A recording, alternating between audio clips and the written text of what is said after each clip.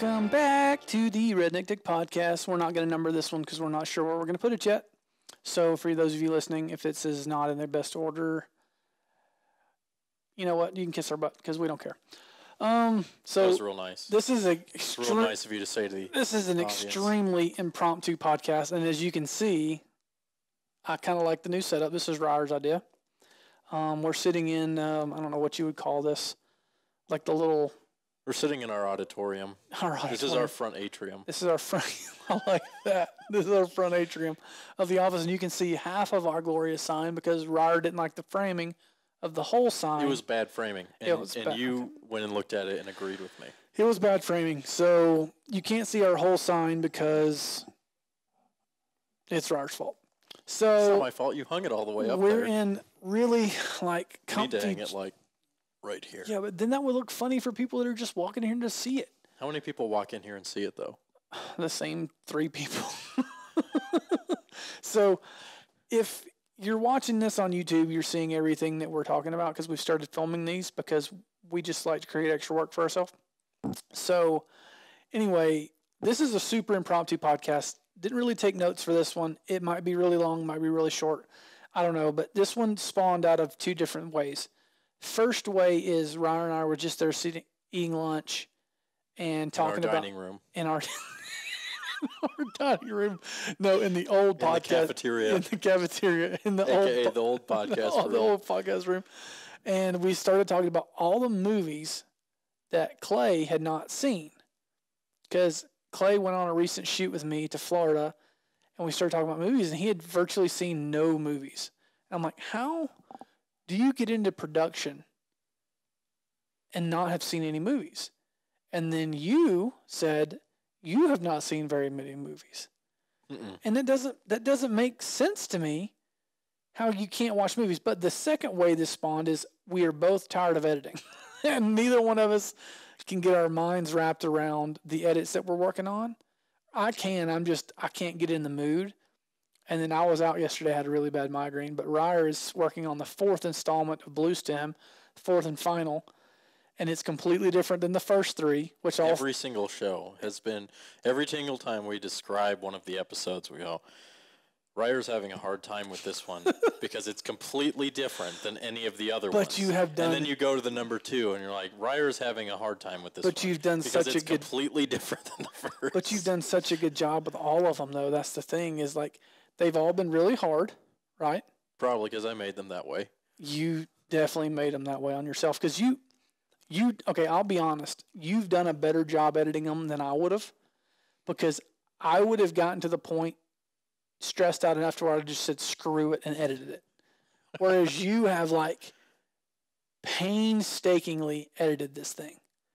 And I have a hard time with I don't have the screw it and edit it instinct. I didn't used to.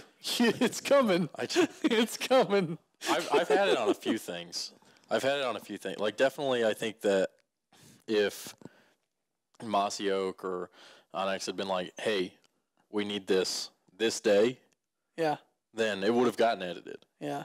Like I would have just done it. But because we haven't had to like have it on a certain date and because both of us have been here and we've had thanks we've been COVID-19. able to have you working on edits, and I'm able to just kind of try to wrap my head around that one. Yeah.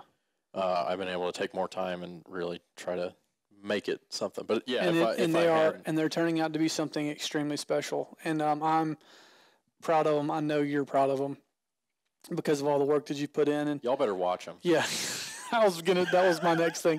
Is the or night? If you don't watch them, unfollow, unsubscribe, block us. They're not available yet. They're going to be available. I don't really know. I said coming soon, but I really don't know when they're going to come out. More than likely, it won't be till summertime. But because right now nobody wants to watch waterfowl stuff, and they're gonna come out when they come out. So it's one of those things to where when we get it figured out, we'll let you guys know whenever we know. Because we got to get them finished first. In episode 4, I mean, I'd say you'd have it roughed by midweek next week. Mm-hmm. and then finished. Originally, I was going to try to have that done by today. That going into this week, I was like, yeah, I'll freaking have that done. It'll be easy. Well, it is Wednesday, but tomorrow we're going down to film Chuck in West Point. So no work is getting done tomorrow. Exactly. None. And doesn't look like a lot of work's getting done today. Well, what time is it? 3:18. Yeah. I've eaten lunch. Oh, okay, I say that. We looked at the 30 seconds that I cut yesterday. Yeah, and I actually fixed the edit for Brian, the Spy Point Hog episode, so it went out. It's final. So I actually did get something done today. So, but I didn't get near as much done as I thought. We had a long phone call with some guys needing help. The Sons of the Fall guys called and were asking some questions, so we talked with them on the phone for a little bit. But anyway, the reason we said all that to say this. I'm going to give, because I'm a movie guy. I love movies. And I don't know if I would attribute my career in production to movies as much as hunting, but I love both of them so much. They just work so well together. The fact that another person that works in hunting and in production that doesn't watch movies like you and Clay, we probably should have got Clay on the phone for this. But anyway, is how y'all haven't seen any movies. And it's baffling to me. So what we're going to do on this podcast is I'm going to go through my all-time movie list, and we're going to see if Ryer has seen any of them. And if he hasn't, we're going to browse. It sounds like we need a game show music theme. Yeah, we do. Welcome to the Has Ryer Seen This Movie Hold on, Challenge? I think we used to have one. Hold on, what does this one do? No, what does this one do? Okay, I must have deleted them. These buttons used to do something, but I deleted them. We had laugh tracks. There was a laugh track, and there was like a game show theme on one of them, but I deleted it. Anyway, so what we're going to do is I'm going to go through my all-time movie list. So this is, okay, obviously this is different than our majority of our podcast, but this one's kind of spawned out of our lunch meeting, or lunch talk, really wasn't a meeting. It was a meeting. Yeah, well, we're writing it off, so it was a meeting. And then I just was like, we should, and when we had a really good, funny conversation, I'm like, we should stop talking and just record this. So if you're seeing the title of this podcast as being, the Redneck Tech, Copeland Creative Movie Review, or whatever we end up naming it, this is why. It's going to be different. We're going to try and maybe correlate this back to hunting and productions. No, maybe not. But I'm going to go through some movies. I'm probably going to think of some as we're going through this. But these are just ones that I've written down off the top of my head because I texted this list to Clay at the end of that hunt, and I was like, you are required before you subcontract for me ever again to watch these movies. And it's a long list of movies. Has he? Has he watched all of them yet? I don't know. After we send this podcast out, he's probably going to check in. But anyway, there's a bunch of them. I showed you the list, but we're going to go through them again. Mm-hmm. You've not seen a lot of them. No. And it hurts my heart to know that.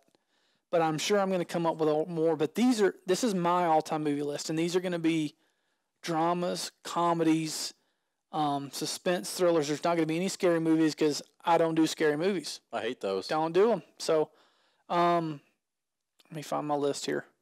We'll just go ahead and get started. So, yes, this is a different podcast than we're used to doing. And I also have a list for, if you can't see, I also have a list of things that I haven't watched that I want to see, which I did not give you that. So that's all the stuff that I want to see that I haven't seen yet. That have recently come out? Some of them have recently come out. Some of them are a little older. What's in there? Like there's a movie, Warrior, that, what's his name? He was Bane in Batman. Christian Bale? No. No, that's the guy. No, he was, I can't remember his name off the top of my head. I used to be really good at characters and like knowing actors' names. We used to play a game in college. We called it the movie game, where we would name a movie, and then you have to name a character in that movie. And then once you name a character, I either have to name another character in the same movie or a movie that character was in. The actor who played that character. Yeah. No. So we would say I'd say Top Gun, and you'd say Tom Cruise. And I'd either say another actor in Tom Cruise or another Tom Cruise movie. And we would just go on as long as we could until somebody got stumped. And we used to play that game because I was in the bullpen, so we didn't have anything else to do. So, dude, I used to be so good at it, but that was 2006. God, I'm old. That was a long time ago. So I'm not near. I don't even think I was allowed to watch PG-13 movies at that time. Shut your mouth. So that's been so long, so I'm not near as. Do you remember the first PG-13 movie you ever watched? No, I remember the first scary movie I was ever allowed to watch. What was that one? It was called The Others with Nicole Kidman. I've never seen it, but don't watch it. First PG-13 movie I watched was Ocean's 11. Really? Yeah. It was a terrible pick for your first one. I love Ocean's. It's a good movie, but not for your first PG-13 movie. I didn't really pick it. My dad was like, "Hey, you want to watch this?" My mom was like, "Oh, it's PG-13," and he was like, "It's fine." It's fine. So no, I love the Ocean series. Don't get me wrong, but that's one of those like, yeah, that's a good movie. what would you pick for your first PG-13 movie? Oh, I don't know what the ratings of movies are. If you were 13 and legally allowed to watch this. I don't know. Let's just go to the list anyway. And I kind of need to preface this list. So, when I was in high school, we had an English teacher who was also the basketball coach. So you're like, this is going to be the best class ever because he's not going to make us do anything. I actually learned more in that class about what I do today than virtually any other class that I've ever taken. So, business-wise or like storytelling? No, storytelling and imagery and framing and things like that. Like, didn't know any of those things. And how to use the subconscious to tell to tell the viewer something. Mm-hmm.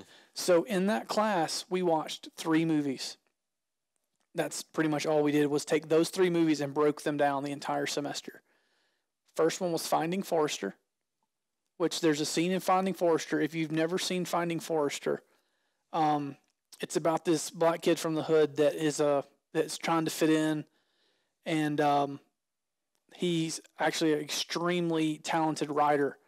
And he somehow gets linked up with this guy who's a famous writer but only wrote 1 book and nobody can figure out where he is.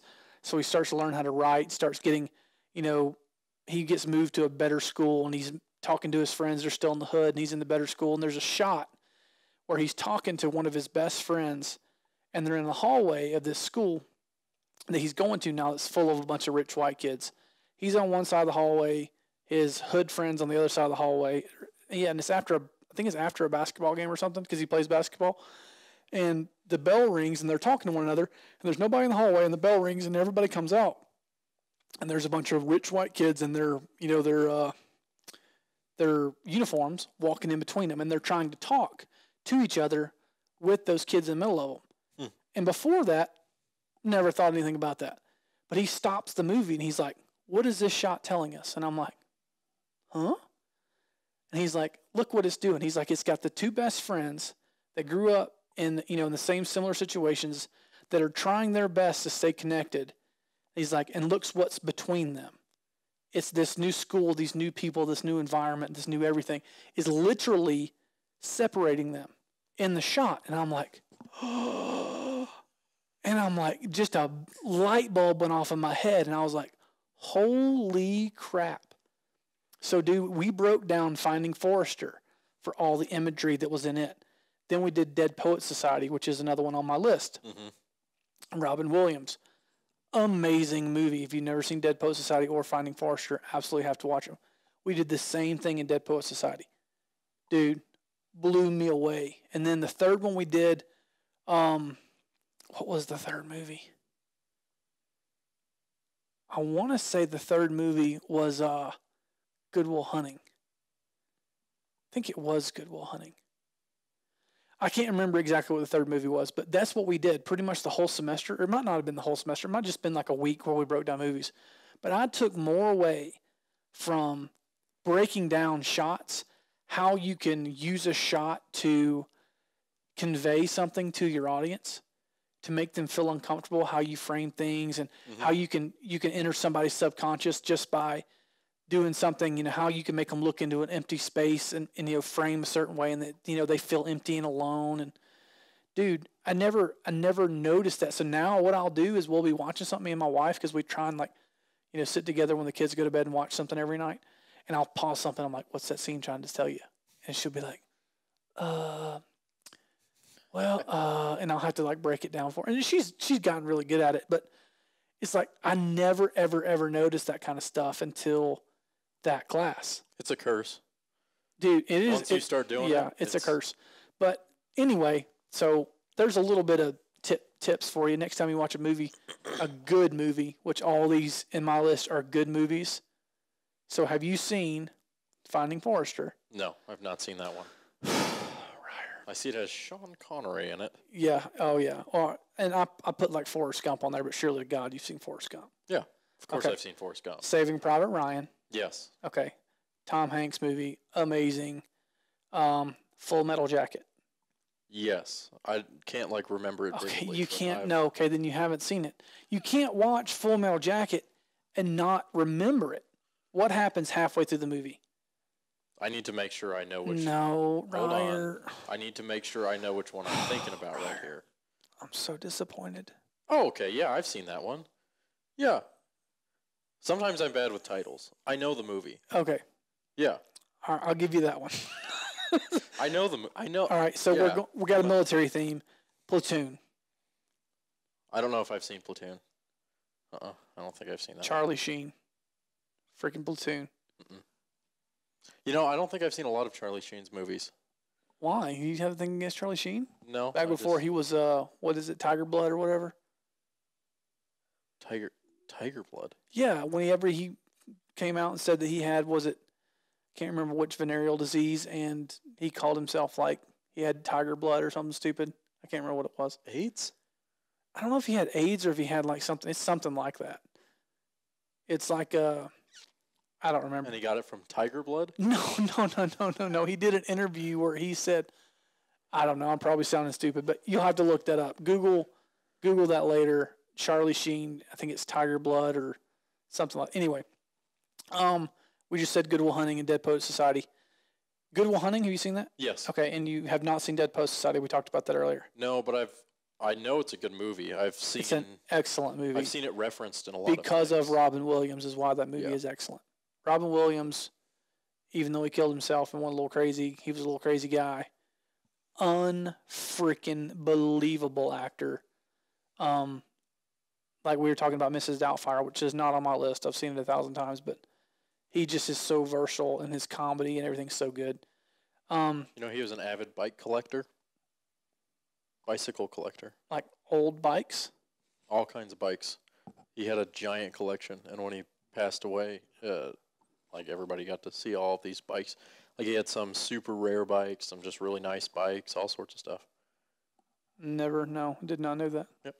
I know he tells the best version of the origin story of golf ever. If you've never seen it, go on YouTube. Maybe maybe we should add that to this podcast. All the other things you should watch on YouTube that we cannot talk about on this podcast.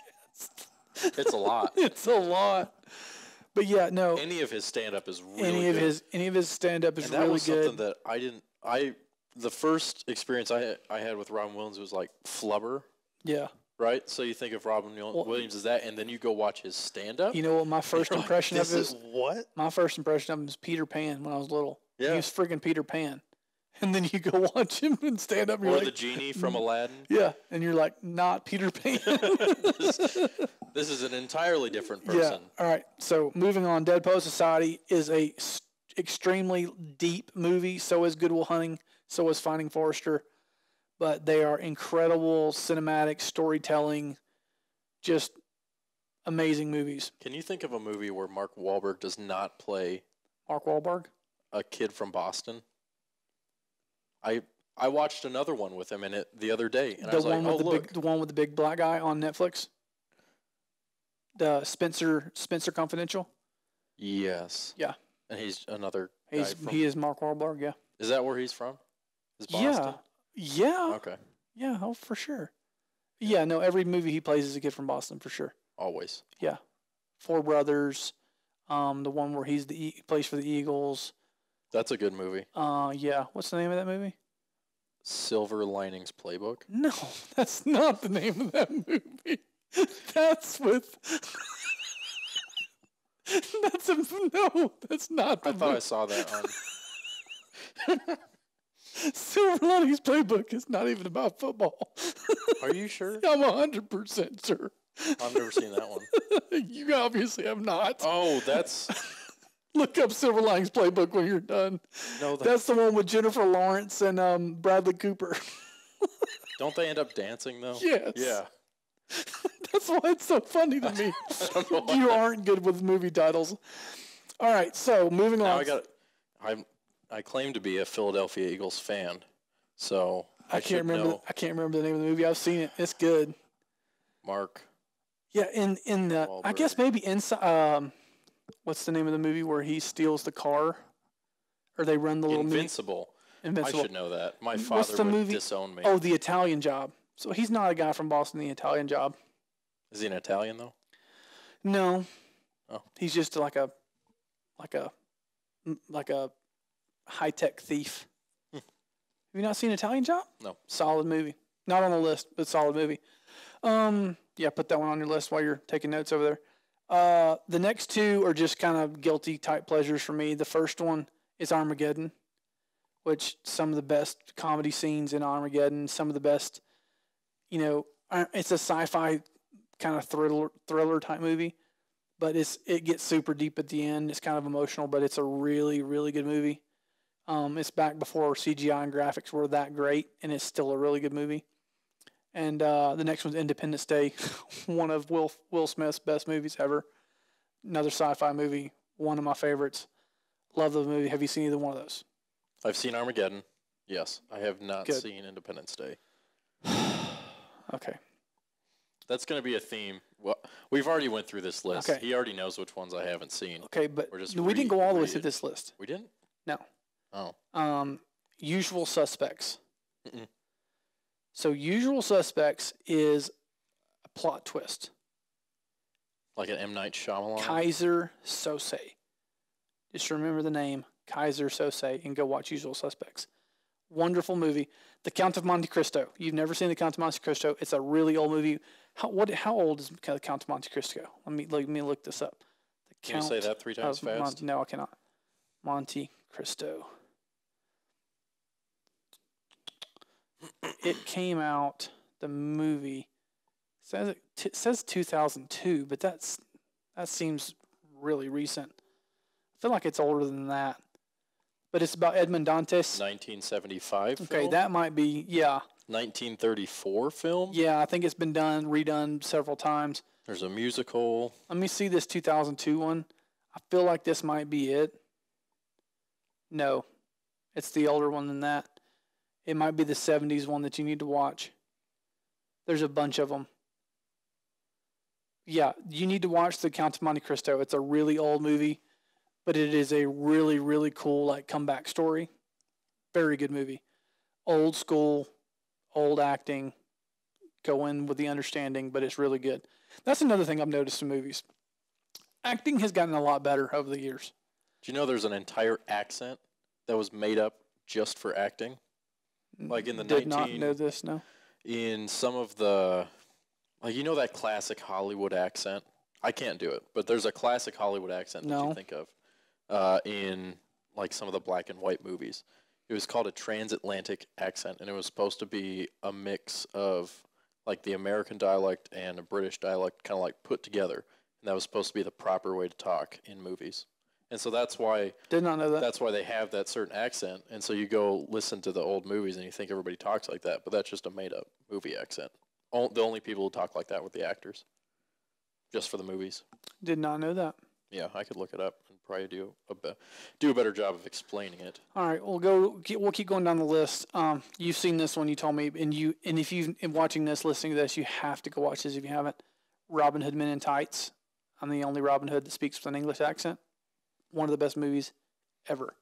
Little John, great.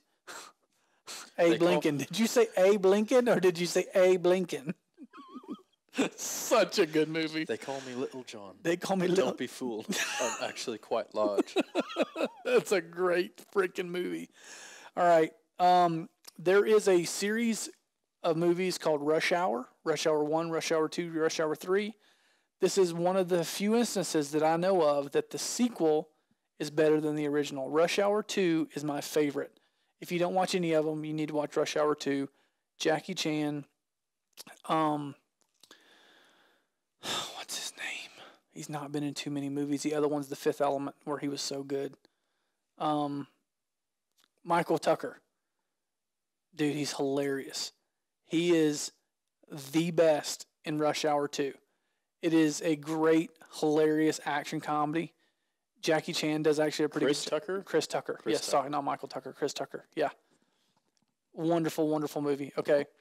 The other one, I know Chuck's not going to listen to this, but him and John make fun of me every time because they don't watch movies either, which they're always saying the reason they don't watch movies is, I ain't got time to watch movies like you. All you do is sit around and watch movies. I got to work and do stuff. That's always their excuse. Because they had made fun of me because I liked The Dark Knight and the new Batman series. Well, it's not because I like watching, I like comic books, but it's like, these movies are freaking awesome. Like the cinematography, some of the fight sequences, some of the, that's really cool. The freaking Dark Knight with Christian Bale and Bane, and then the one with what's the guy that overdosed? He played the Joker before, the new Joker. Heath Ledger. He's so freaking good. The acting in that movie. That's what I was saying earlier, how much better the acting's gotten. You watch some of these movies that came out in like the 90s and the early 2000s to movies that are out now and how much better the acting is. It's like I was watching The Newsroom with Nicole last night, which we're going to get to that in a little bit. I don't want to get ahead of myself. We'll talk about that. Don't forget me. Let me talk about acting. Why do you think acting has gotten better? No. We're going to talk about that when we get to The Newsroom. We're not going to get ahead of ourselves. Oh, okay. We're skipping We're skipping that topic. That means everybody has to listen to this whole thing. Yeah, Fight Club. You had not seen Fight Club. Although I listened to the entire Joe Rogan show. Do you know what happened in Fight Club? Do you know what happens? I thought you're not supposed to talk about that. I'm not. But do you know? I mean, even if I was really proud of that joke, guys. I thought that was a great joke. Having not seen the Fight Club, to be able to come up with a joke like that in context, I think was excellent. That was an excellent work on my part. Moving on. Okay. Are you what happens at Fight Club that you're not supposed to tell me, but you're going to? Fight Club's such a famous movie. A lot of people know what happens in the end of Fight Club, even though they haven't seen Fight Club. I listened to the whole Joe Rogan show of the guy that wrote that Fight Club book. And that didn't make you want to go? No, it did. Yeah, you were talking about how you've read all these books. Like the next one's Lord of the Rings, all three of them, and you said you've read the books, and that's better than watching the movie. False. Watching the movie, it's always better because that's not true. It would take me about 9 hours to watch all three of the movies. How long would it take me to read all three of the books? Weeks. 9 hours if you're real quick? No. There's no way you're reading all the books in 9 hours. Yeah, it took me weeks. The first one. Exactly. How is that better than... The Hobbit took a long time. Okay. A long time to read. That's where I draw the line. Lord of the Rings, I'm cool, but not when you get to The Hobbit. I'm not okay with... You don't like The Hobbit? Didn't watch any of those. No? Not even the first one? Nope. I watched the first one. It was pretty good. So you've watched The Hobbit, but you didn't watch Lord of the Rings? Yeah, because I read all of them. I know what happens. That was how they started creating these gigantic, over-the-top, next-level fight scenes. Was The Lord of the Rings pioneered that. Really? Yeah. You have to watch it. It's freaking amazing. I just figured it was just some of the war fight scenes in Lord of the Rings, holy crap. Unreal. Yeah. You watch it for nothing else other than the fight scenes. It's awesome. The books are good. You guys should read them. And I added this one after we talked, Inception. It's good. I mean, it's a mind bender again, but is it though? Did you have a hard time understanding it the first time you watched it? Okay. You're saying it's not a mind bender when you told me that on my all-time movie list should be Napoleon Dynamite. And you're saying, no. It's a mind bender compared to Napoleon Dynamite. Dude, you have just straight comedies on here. But Napoleon Dynamite's not a straight comedy. You have to be high or drunk to laugh at that movie. I've never been high or drunk when watching that movie. Maybe I should. And I've enjoyed it every single time. Oh my Jesus. Ryer. But you haven't seen good movies. Okay, that's why you like that movie. I've just figured it out. The reason you like that movie is because you've not seen good movies. No, it's because I appreciate the absurdity of that movie. Okay, well, if you appreciate absurdity, then you need to see some of these other movies. Okay, moving on. Tombstone. You have not seen Tombstone. You told me this. Mm-mm. That one makes me the maddest of all of these because every red-blooded male American should have seen Tombstone. You know what you don't have on here? What? That every red-blooded American should see? What? I'll put it on the list. Braveheart. Oh, yeah. Well, that's, yeah. Oh, yeah. Oh, for sure. But that one's, I like Braveheart, and I'll give you that one. But if you're going to say that, then you got to put on here The Patriot. I haven't seen that one. It's better than Braveheart. Really? Yes. How? Every way. Very few movies that I've watched are able to be better at Braveheart than being the ultimate men's movie. The Patriot's better. Really? What is it about? It's about a dad with his sons. When the British comes into town, they literally pull his son away to take him to jail because he hasn't volunteered to fight or whatever. And Has he volunteered to fight for the British? Yeah, something along those lines. But yeah, they take him away from his house. Mm-hmm. And his dad is from the Patriot. Mel Gibson is the dad. And he goes to get his son back in only the way Mel Gibson's can. Just the best way. And then he kills everyone. Everyone. Oh, it's great. You need to watch The Patriot. Anyway, so you keep getting me off my thing. So we'll go through this list at the end. Point. So for those of you watching, we're jumping around. I understand. I'll go through the whole list at the end. If you haven't seen these movies, you owe it to yourself during this quarantine just to go binge watch these movies. You will not be disappointed. If you don't like one, tell me why you didn't like it. I want to know. All right, where do we get to? Tombstone. You have to watch Tombstone. That is the number one movie. Number two behind that, you need to watch The Patriot. If you liked Braveheart, then you'll love The Patriot. I love Braveheart. Yeah. Okay, Braveheart's a great movie. It really, really is. Tombstone's a Western. Looks like. Oh, it is the Western. All Westerns. It's up there with Lonesome Dove.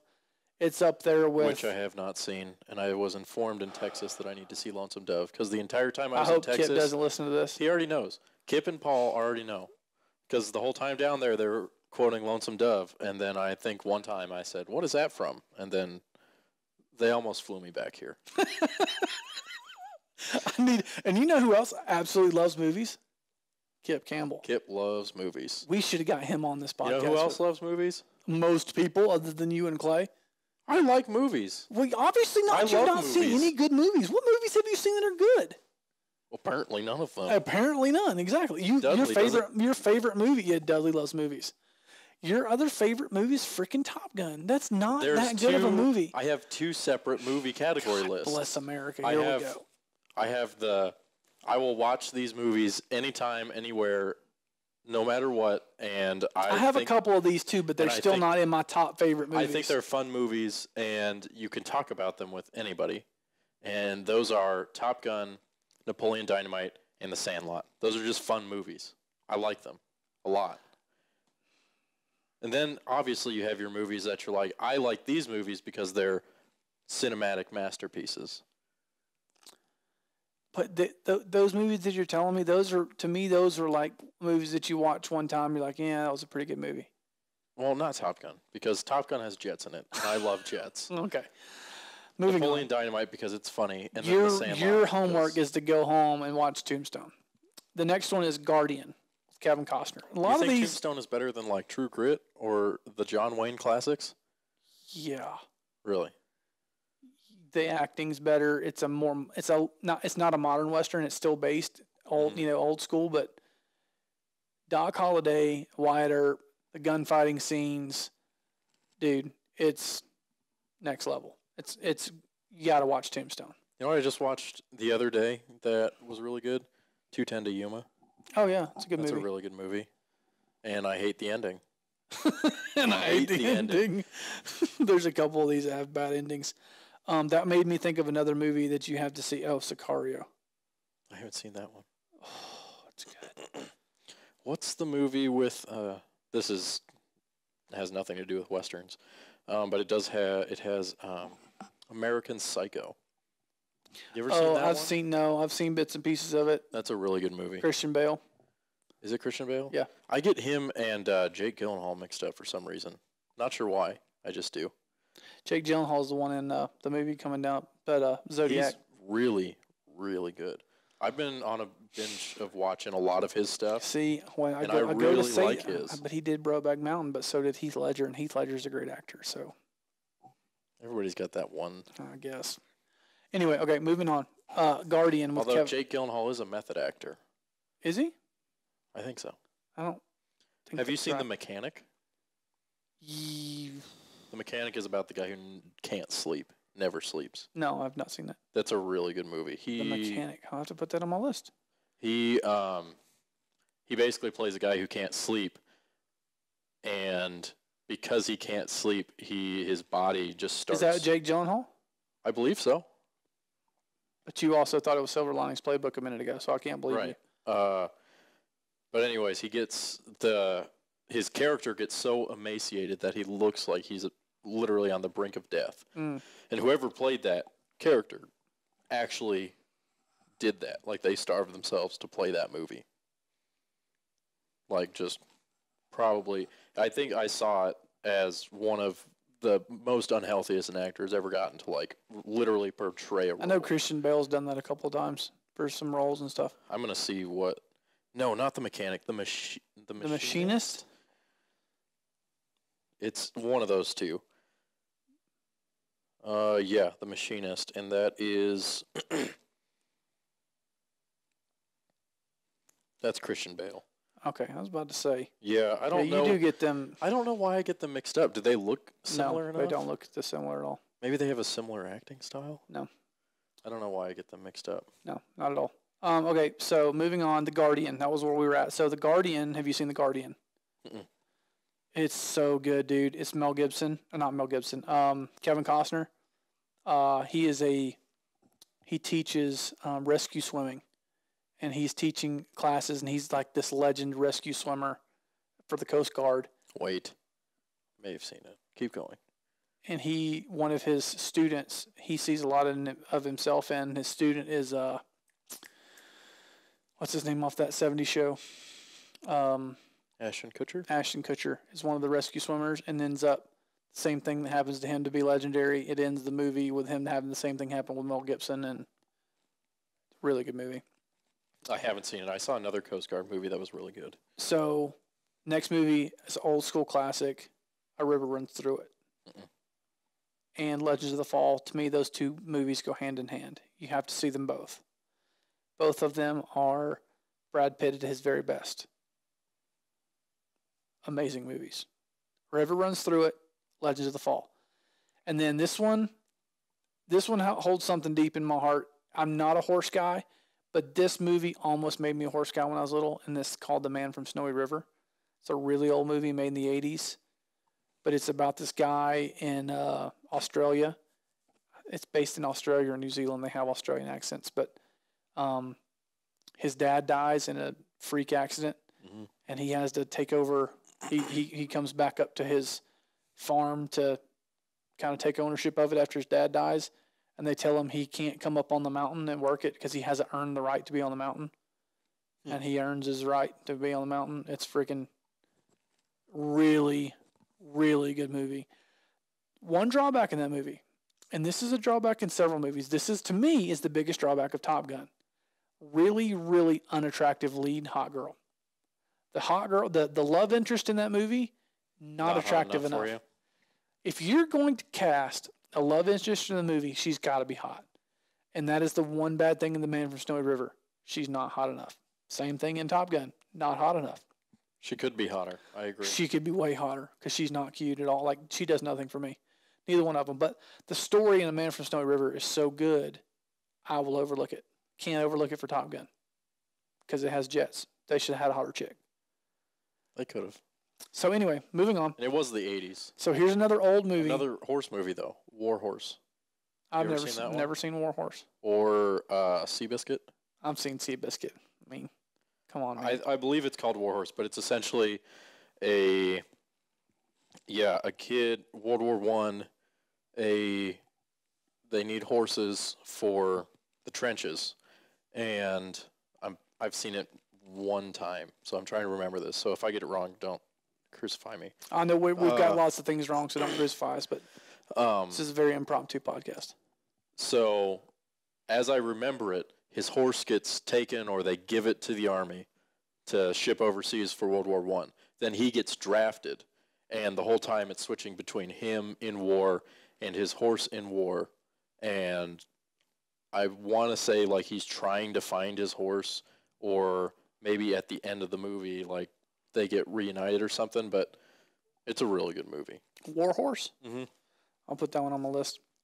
I guess I could look at actually. So here's two more, or three movies in a row. I know you've seen one of these because we talked about it, but Yeah, he searches the battlefields of France to find the horse and bring him home. okay, I'll look at that one. That one sounds like something I'd like. It's really good. So here's some old ones. These are the movies that kind of shaped what I like to watch, and these are movies that my dad wanted me to watch when I was little. Mm-hmm. The first one is Where the Red Fern Grows. You ever seen that? No, I've heard of it. It's about a kid who gets 2 coon dogs, and he hunts his coon dogs, and they tree coons, and they hunt all the time, and the dogs end up. Just need to watch it. Old Isn't movie. Really old. sad. Yeah. Yeah. Just like the next one, Old Yeller. You seen Old Yeller? Yes, okay, I was have about to say. seen Old And then Yeller. you said you've seen Jeremiah Johnson. Yes. I was named after Jeremiah Johnson. Not after Jeremiah Johnson, but the kid named Caleb and Jeremiah Johnson. That's where my parents got my name. They're watching that movie. You heard the name Caleb, named me that. But if you ever watch Jeremiah Johnson, the kid named Caleb in that movie, guess what? He doesn't do the entire movie. Say a single word. Never speaks. Didn't get that trait. No. And I told my parents that. I'm like, did y'all just not want me to talk? They're like, no, we just like the name. I was like, okay. Scarface. Have you seen? No. So there used to be a drinking game, but Wolf of Wall Street has since taken this spot. That's a good movie, Wolf of Wall Street. Okay, so in Scarface, in Wolf of Wall Street, the drinking game with Wolf of Wall Street, I don't drink, for those of you listening. I haven't heard of that. So they say the F word in that movie more than any other movie ever. Is it really more than any other movie? More than any other movie ever. Wow. Is there a compilation of I'm every sure there is. single But instance? anyway, so in Wolf of Wall Street, there's a drinking game. Every time they say the F word, you're supposed to drink. Mm-hmm. That used to be Scarface. Really? Yeah. When was Scarface released? 90s? 80s? 90s? It's an older movie. Really good. And Wolf of Wall Street still has... As far as I know. I'm going to look it up because I'm curious. Do it. And you said you had seen a couple of these. These are all baseball movies because I'm a baseball guy. I played baseball in college. I'm a sucker for baseball movies. Sandlot, therefore, is not on my list. Sandlot's a great movie. These movies are better. Major League, Charlie Sheen, the best role Charlie Sheen's ever played. Moneyball, not Tom Cruise. Brad Pitt, really good. Also, what's the other guy's name in Moneyball? The statistician. Statistician, the fat kid from Oh, Jonah Hill? Jonah Hill. He's really good. I saw... He was really good Moneyball. Yeah. Then Bull Durham, which to me is the best baseball movie ever. And then The Perfect Game. Those... I've never seen The Perfect Game, and I haven't seen the first one you listed. I have seen Bull Durham. You've never seen Major League? No. Watch Major League, man. It's a great comedy. Freaking old school acting, but man, it's good. Next one's Law Abiding Citizen. I honestly don't know why that one made the list. It's a good movie, but it's not like... I guess I was just kind of going on a streak and that one came to me. It's a good movie and it's got a really cool plot twist. And it's one of Gerard Butler's better movies. I think his best movie is 300. But... I haven't seen that one. Dadgummit. Put that one on your list. 300 is a great movie. Do you want the list of the F word movies? Yeah, what's the top? Swear Net, the movie, year 2014. F count. It's not satisfying to say that. 935. F's per minute, 8.35. Then there's another film, number 2, F, a documentary on the word, 2005, 857. See, I don't count. You can't count those two. 9.21. And then Wolf of Wall Street, then... Okay, so Wolf of Wall Street is actually the only mainstream. Well, I don't know, swearing. Swearing it, I've never even heard of that. Summer of Sam, Neil by Mouth, Casino, Uncut Gems, Uncut Straight Out of Gems. Compton. Uncut Gems says a lot, but Uncut Gems, Did you see it? yeah. I never got to see it. I kept waiting for it to be in the ending theater. is so bad. Is it? Oh, I was furious. I was waiting for it to be in theaters, and I could never find I was it. so pissed. Sweet 16 is number 13. All right, well, anyway, so like I said, that's why the drinking game was created for Wolf of Wall Street. I want to see where it's at now. What was the Scarface? Yeah. Pulp Fiction, 28. Jarhead, 24.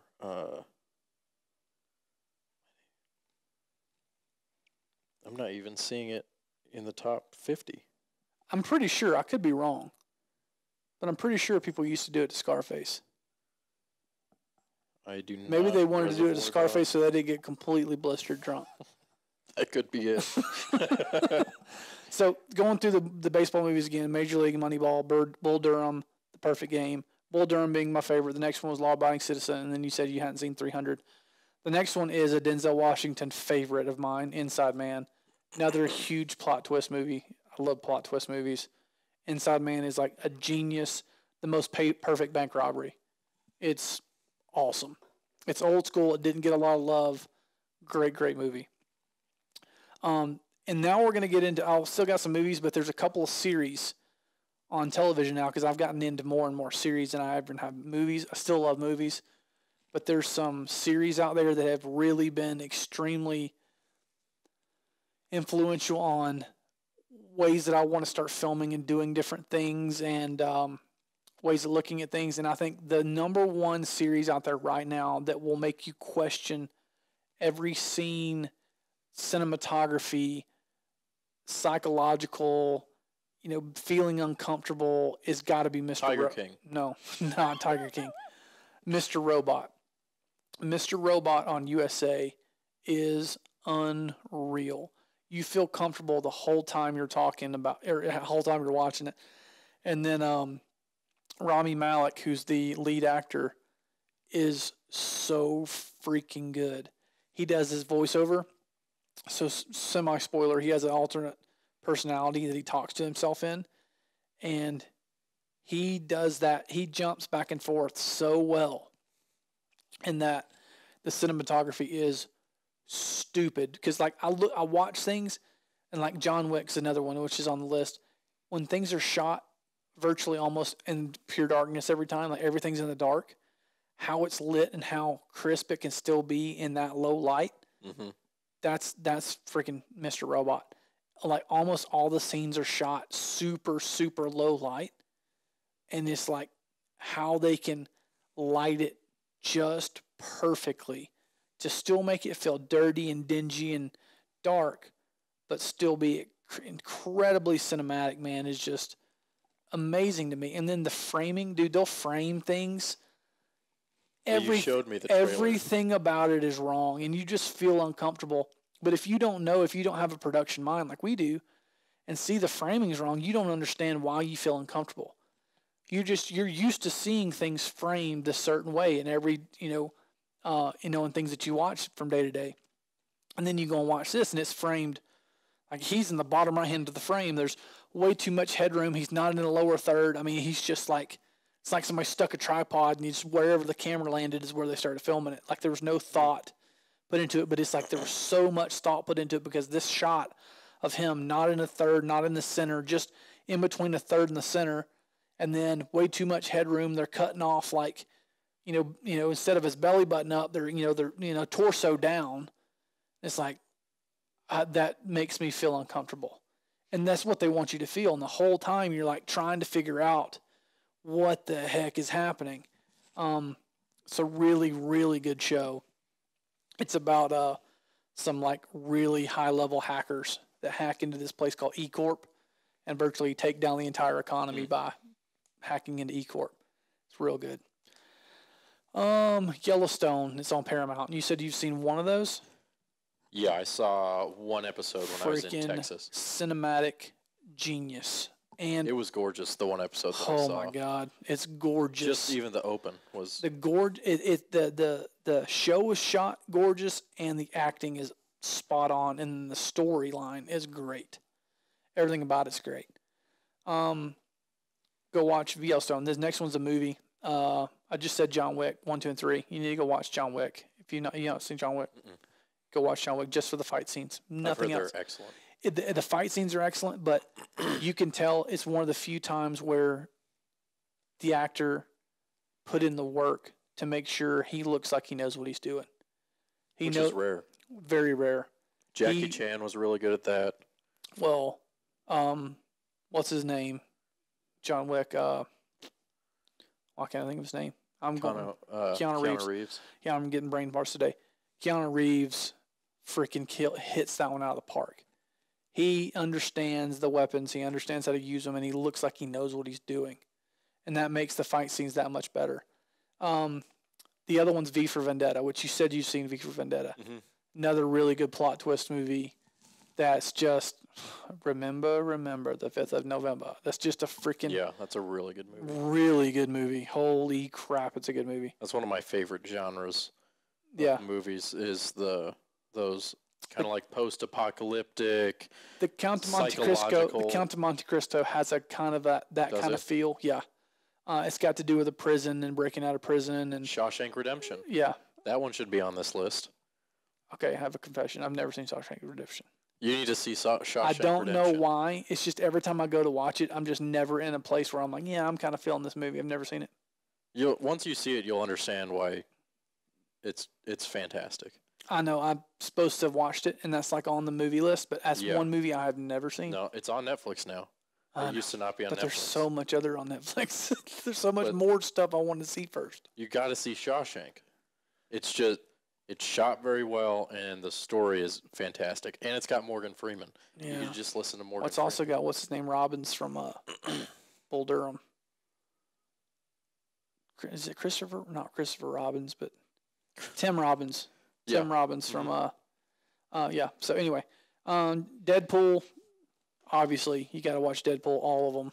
Did you like the second one as much as the first? Yeah, but you know what the best part about the second one was?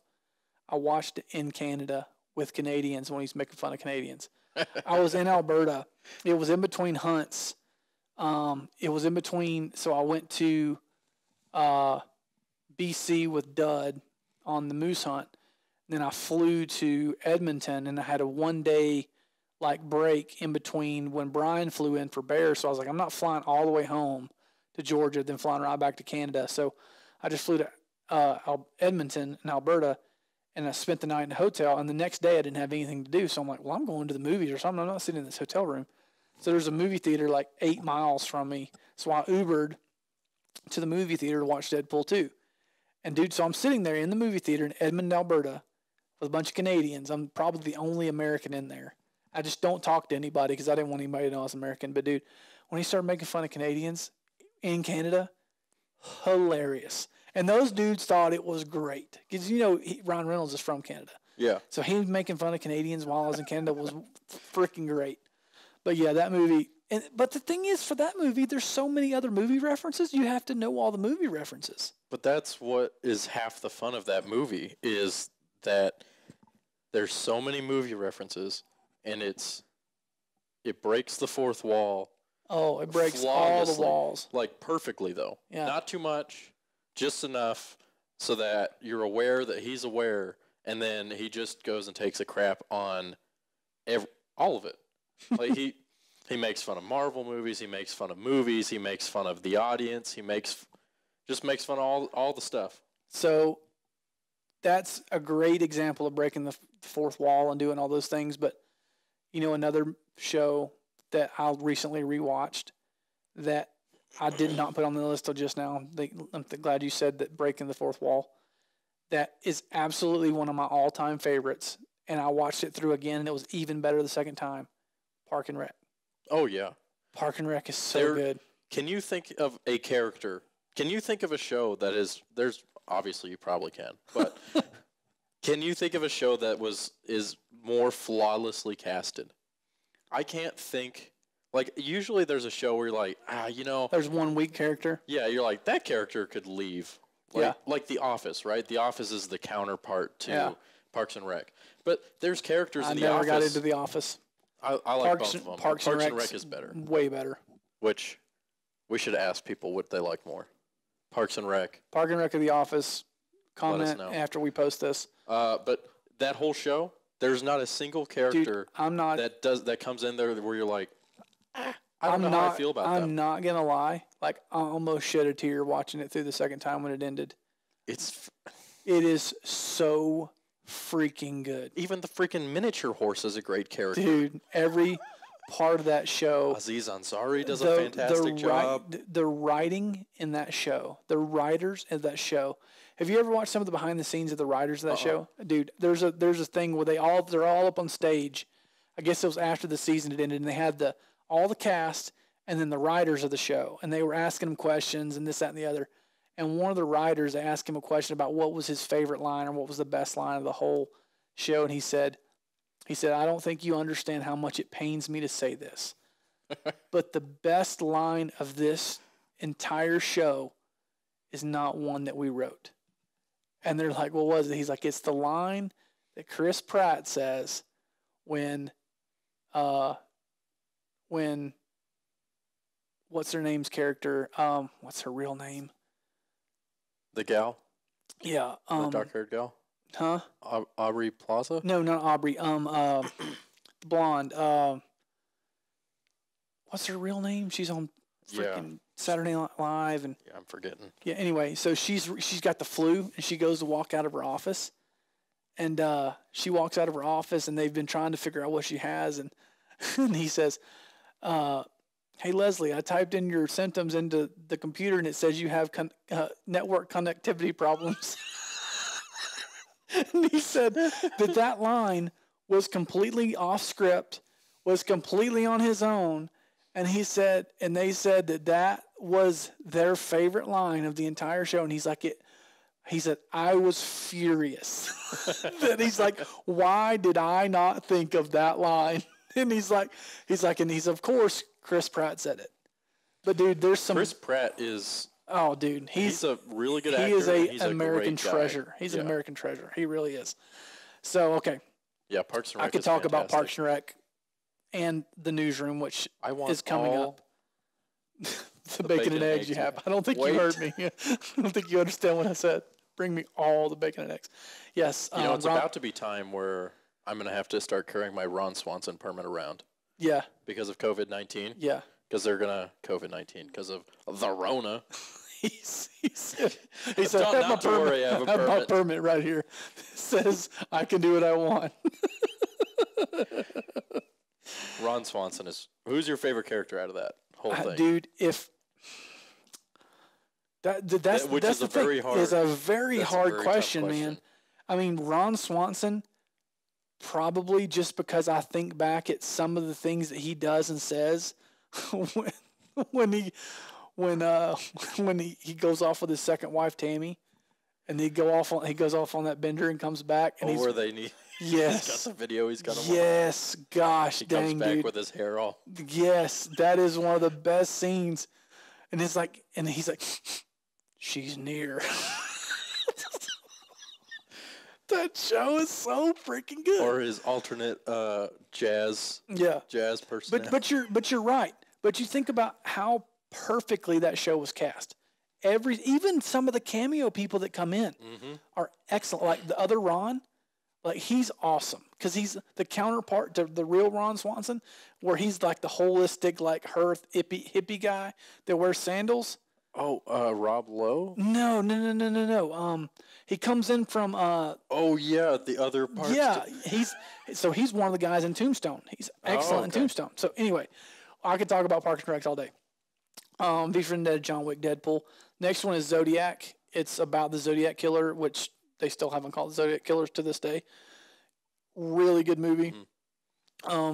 Super dark movie, but really, really good. I'm going to save the Newsroom for the end. I'm going to skip over that one. Suits on USA. Have you seen Suits on USA? Freaking unbelievable. Cinematography's great. Great storytelling. Shows you how to show you how to transition between scenes. Excellent acting. Great writing. They work in comedy. Awesome. Really cool story that starts it off. They kind of lose the story about 3 or 4 seasons in. And they kind of go off on another trail, which is still good. But the way the show starts, so it starts about, and I'm not going to ruin anything. I think you showed me the open.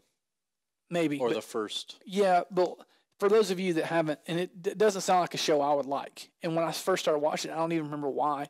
But it doesn't, on the outside, look like a show that I would enjoy. It's about these high-profile lawyers in New York City that are corporate lawyers. And I'm like, that doesn't sound like something I'd like. But anyway, it's a show about this corporate lawyer named Harvey Specter, who's like this top gun lawyer at this big law firm called Pearson. No, what's it called?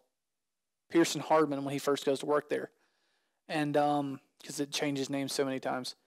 he just became senior partner, and he can get to hire his own junior associate.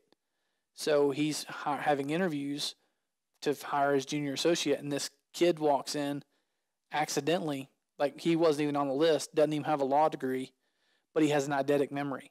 And he'd been kicked out of law school because he had been selling tests, and he accidentally sold a test to the dean's daughter of this test because he memorizes the test, and he'll write it down and sell it. And he's like, if he reads something, he remembers it. So he's like a freaking genius. So he walks in, he actually running from the cops and runs into this room and actually gets an interview for this job, which he's always wanted to be a lawyer, but now he can't go through law school because he got kicked out because he sold tests. Anyway, he sits down, goes through the interview, and impresses him enough to where he's going to hire him as a junior associate without a law degree, but they have to keep it under wraps. So the whole first couple seasons is like how they're who they're having to lie to and all the things they're having to do to keep people from finding out he's not really a lawyer because he's practicing law. Really freaking good. And both the Harvey character and the Mike Ross character, the two main characters, are so freaking good. And they're cast perfectly. That's another show that the cast members are right up there with the Parks and Rec. Like, I couldn't get rid of any of them. Like, Harvey Specter's character's awesome. Mike Ross' character's awesome. The love interest, super hot. It's always a plus. Yeah, and then one of the main supporting actresses, really good-looking redhead, and her name's Donna, the Donna. Awesome character. Both the secretaries that play in there, the supporting roles are great. And then my favorite character in the whole thing is Louis Litt. He's he would be considered a supporting character, but he's in there a lot. And him and Harvey go head to head all the time. And Louis is hilarious. He's like, you hate him and then you love him. And then you hate him and then you love him.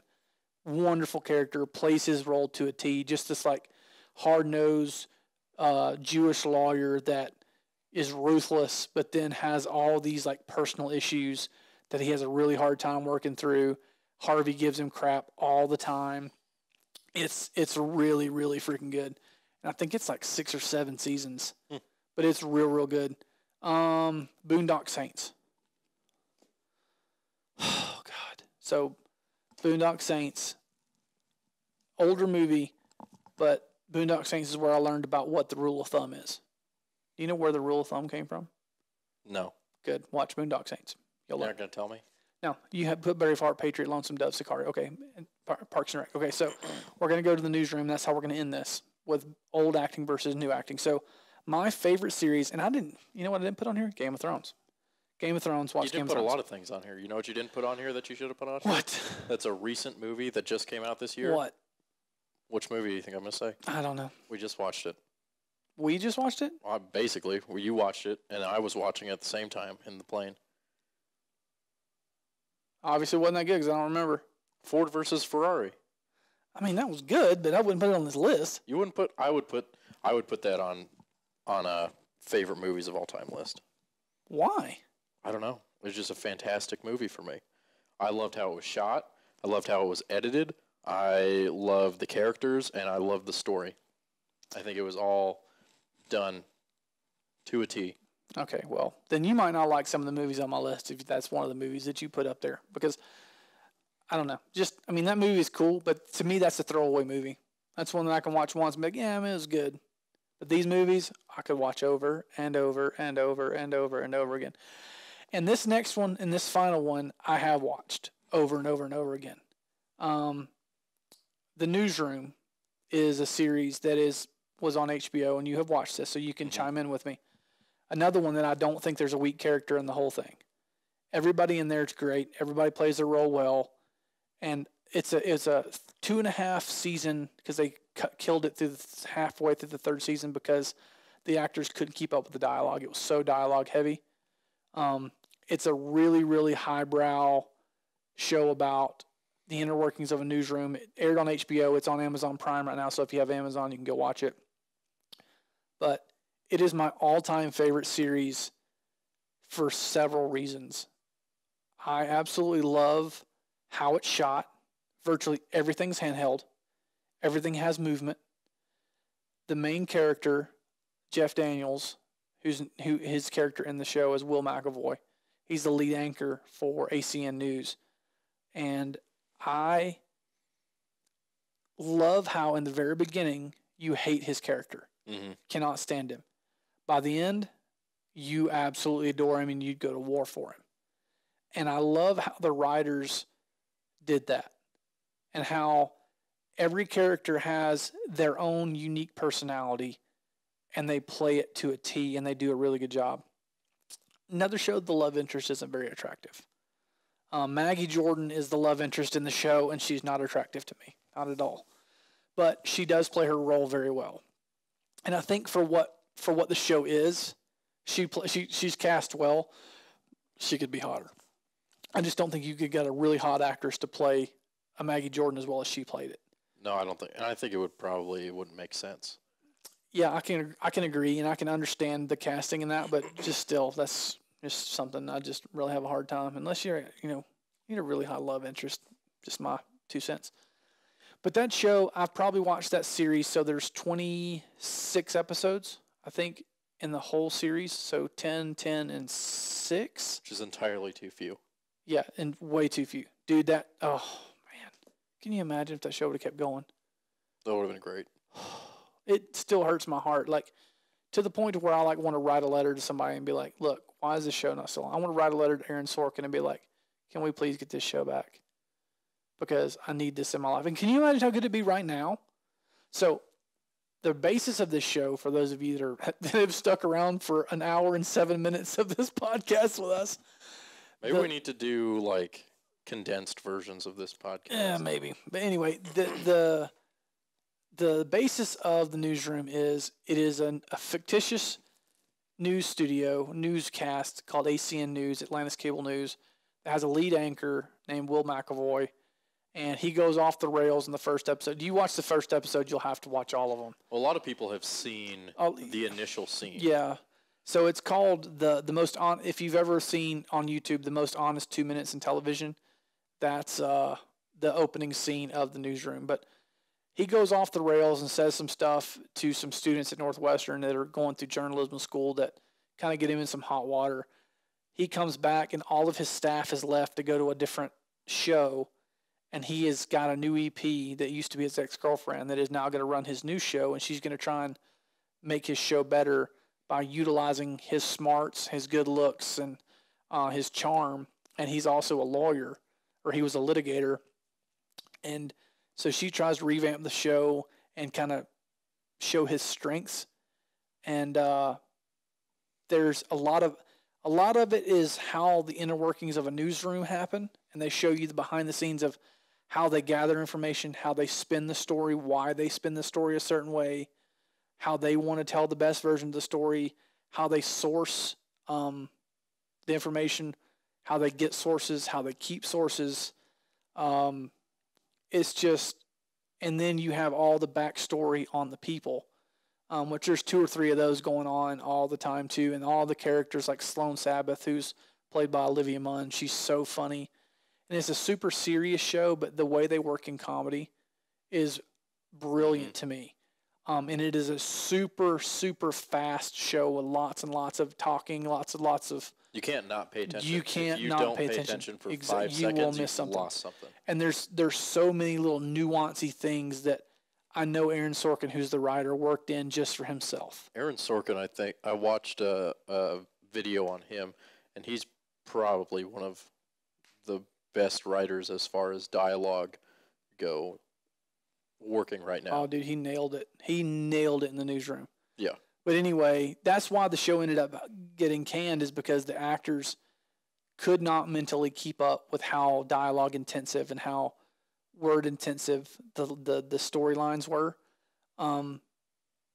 But I've seen the entire series, all 26 episodes, I know 5 times. At least 5 times. And I'm starting to watch it a 6th time because my wife has never seen it and she wants a new series. And we just finished All American on Netflix, which is good.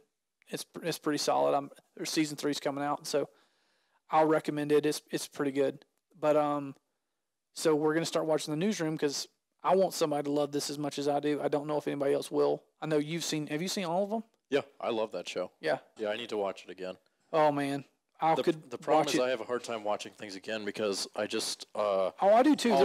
I have all of these movies that now I have to watch. And I have all a hard these time. series, and there's always new stuff coming out on Netflix that I like to watch.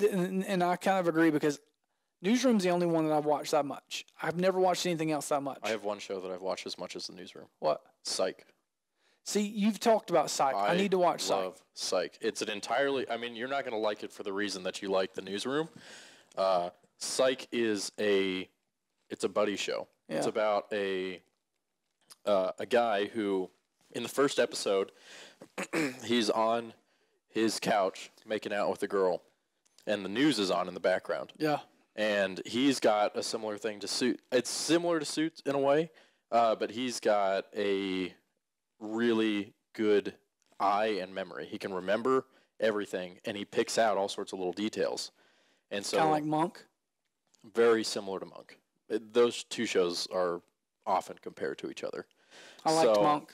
If you like Monk, but you want more of like a bro comedy type thing, it's not a bro. It's quirky. It's like it's just funny.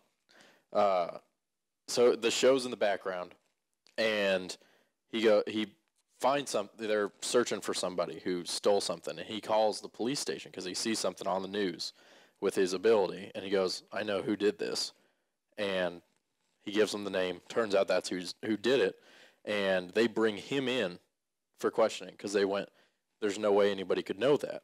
Mm-hmm. And he says, "Well, I know that," and they're trying to figure. They ask him like, "How do you know?" And he's like, "I saw it on the news," and they're like, "We don't believe you. This is not something that one person could have done. You're an accomplice."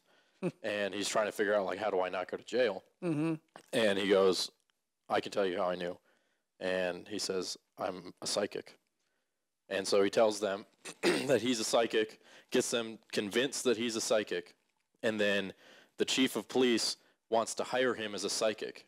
And he tries to refuse, but if he refuses, they're going to send him to jail because he just lied about how he knew, and so they think that he's an accomplice. So he gets roped into being a fake psychic detective, and then he starts his own fake psychic detective agency that works with the police, and his dad was an old school police detective, and the whole show is about him and his buddy basically being fake psychic police detectives. I could get behind that. And it's really, they use a lot of references to like 80s pop culture, which is funny. They have a lot of really witty lines. Sean Spencer, the main character, is very, very, very odd. He's odd. He's got a lot of energy. He's ADHD. I mean, he's just all over the place. Well, you were telling me because the black guy, I don't remember his name, but he's the guy. He's one of He's one of the lawyers in Suits. And he does not play anything. Does not play comedy at all. He's a serious actor the whole time. Yeah, he's funny as crap in the other. That's so interesting. But anyway, like Newsroom's the only one that I've watched that much because I absolutely adore it, and I pick up something new every time I watch it. I've just finished watching Parks and Rec all the way through. Loved it even more the second time than I did the first time. I see myself watching it through again one of these days. And then I tried to watch Justified back. I got like halfway through the second season. I'm like, eh. So it just it was great the first time. Didn't do it for me the second time. I'll probably end up watching Game of Thrones through again. I'll probably watch Yellowstone again. Once this new season comes out, I'll probably rewatch the first two seasons. Have you ever seen Westworld? I think I did watch the first season of Westworld. I watched the first season, and I really liked it. A little too far-fetched for me. I liked it. I get it. I liked it, but it's one of those, it's kind of like a nah. I've been trying, and I can't get into it, and I need to stop and just set it up and watch it from the beginning, but I heard A Man in the High Castle is really good. It's a Netflix original. House of Cards No, not is Netflix really original. Good. It's an Amazon Prime original. House of Cards is good. I watched the first two seasons of House of Cards. It lost me after 3 or 4 seasons. That's when it lost me too. Because it just kept doing the same thing. Yeah, I also watched Ozark. Same thing. I couldn't get through the first season of Ozark. After about one season I heard the new season that just came out is really good. So, I don't know. Anyway. Narcos? Narcos, I watched the first 2 seasons. When they went to Mexico, it lost me. There's a bunch of we could go on for days, but we're an hour and 15 minutes in this, so we need to do this. I'm I gonna wonder put. if we should start doing movie reviews. Oh, I wish. Should we? Should we do the Redneck Tech movie review? We could. I mean, that's something. We could cut them off at like 15 dude, minutes, unless it's the best movie we've ever seen. Well, dude, this is my thing. That's my ultimate job. I could sit and talk about movies all day, every day. Love it. My favorite thing in the world is to talk about good movies. Unless the movie sucks or the video sucks, then I'm not happy. Do you watch movie reviews on YouTube? No. Do you watch the film analysis on YouTube? No, really. You should. I probably should. I don't need something else to do, Ryer. I got plenty of things to do. I love them. I watch a ton of them because it takes movies that you already know and you already love, and then it talks more deeply into how they shot it or how they edited it or specifics about why this character But see, works. I want to keep some of the magic. That is I like that. That's the fun part for me. I don't know. I might. I don't know. But anyway, if we missed a good movie, if we missed a movie that you think we absolutely have to see compared to our list, even Ryer's got a lot to do because I told him he's fired unless he watches all these by tomorrow. So, anyway, so if we missed a movie, I don't think I can do it. Yeah, no, you physically couldn't do it. Maybe with my cross eye, I could watch 2 at one time. So if we missed a movie, let me know. I'm sure we missed some. I'm sure we screwed something up. But I'll also put this movie list in the podcast notes for the podcast, so you guys have a list of them as well. But like, subscribe, rate, review, all that good stuff. We know this one was different, but we figured it would be fun, and I never thought it would go this long, but it did. You good? I'm good. All right. Peace.